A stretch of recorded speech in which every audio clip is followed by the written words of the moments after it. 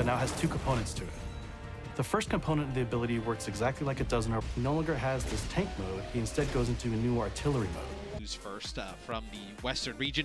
They've had the most hands-on time with the game. I think probably some fun where they didn't want to just play their full team against their full team. And in fourth, what's really great about this is obviously that there's not many scenarios you can tie. It's also one of the game modes that you kind of find where there's not really kind of an offense and defense, like a hard offense or defense on either side in the PvP stream that are in here as well, right? Reinhardt, when he charges, can control and maneuver himself. You got that power steering, baby. Yeah, space coming out of the spawn, right?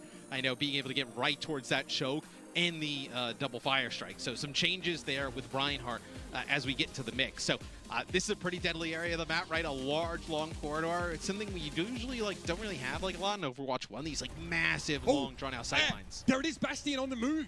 Unreal. We see the biotic grenade thrown in there by Shu. But I mean, the fact that you can move around and have that Gatling gun potential. Now, also the primary fire.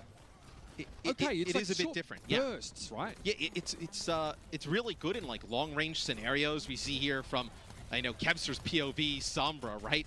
Used in much more of an offensive way.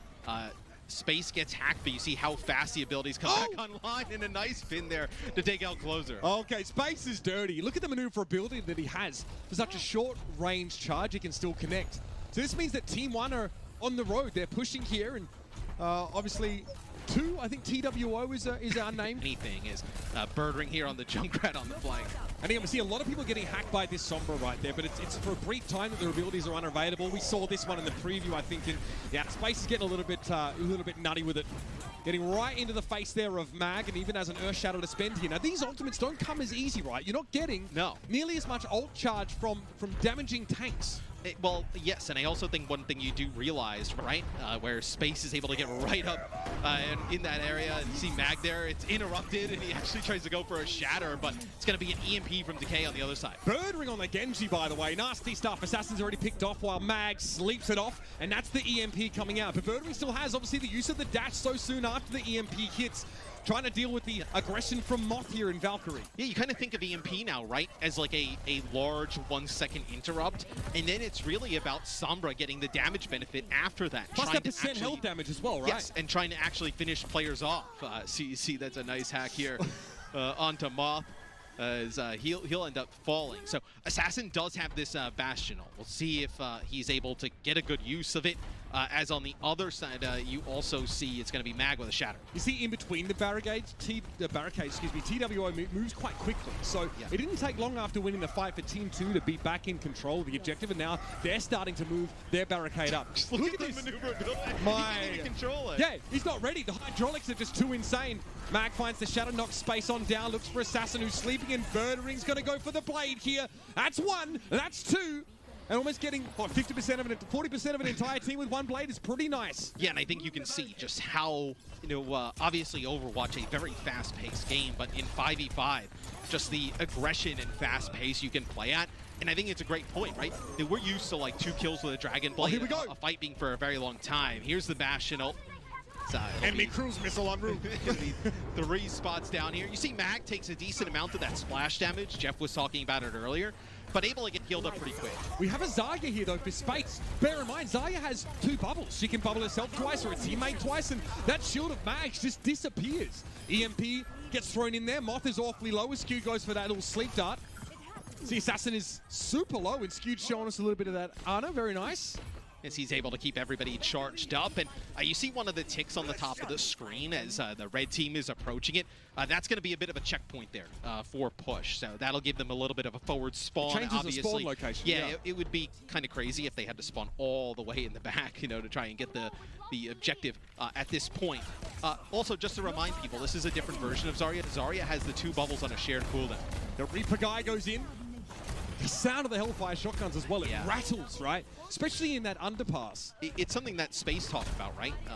Graphically, obviously, the new hero looks for a lot of the different heroes in this build, but then also just the weapon sounds. It's one of the things where I think speaking to some of the players who have had some hands-on, they're like, man, the damage just feels so strong. And I think it's because there's the the sounds of the guns and everything just feel so much more like violent, right? It feels really like more real, I think, than kind of like Overwatch 1. Matt, I noticed the sound playing when one of your teammates is eliminated, like what we hear in knockout elimination, or lockout, excuse me.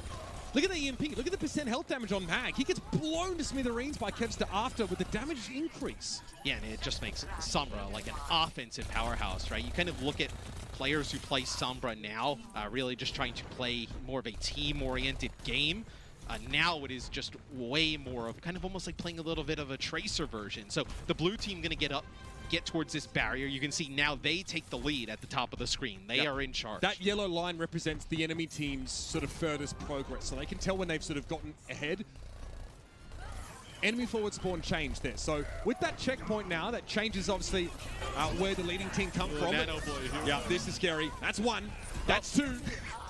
God, the time to kill feels lower. I mean, Birdring is attacking non-tanks, to be fair, but Space also was the first to fall there. Moth had the rally, but he didn't have it for much longer. Plus grab combination. Right, TWO is pretty much sat in the middle of the map for the time being, but Team 1 lead with under 2 minutes now left. There's the grab. Pretty nice cleanup. Easier for Space to get a ton of charge individually now. He can be self-sustaining. You can hear the B, man, with the nano. It just sounds so filthy. That'll be a team wipe here for the blue team, as they are still in the lead. Just trying to get for the red team, as I'm sure a lot of these players experimented throughout this. As Birdring now over to the Reaper.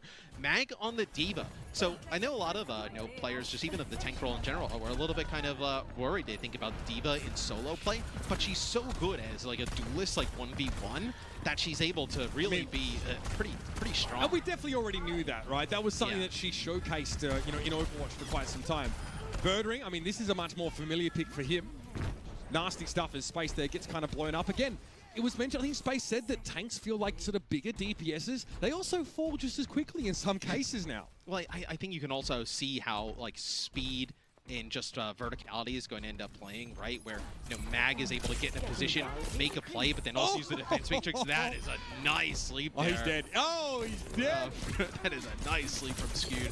I'm sure he'll want that one for the highlight reel. Looks like the blue team actually going to try and wrap through the middle of the map. So that's one thing with the objective being really like a neutral objective, is there's a lot of areas to play in the middle of the map that you don't have to circumvent to go play for a static objective like a control or something like that. There's so many different routes you can take, because obviously the robot will take long to get back to the barricade. You can take numerous fights in different areas. There's a sense where you don't necessarily always want to fight around where TWO is, you right? would think so. So these fights are being taken externally to where the robot is. So we're also getting very close to overtime. 7 seconds on the left. Overtime will trigger because the red team is behind right now with the blue team in the lead.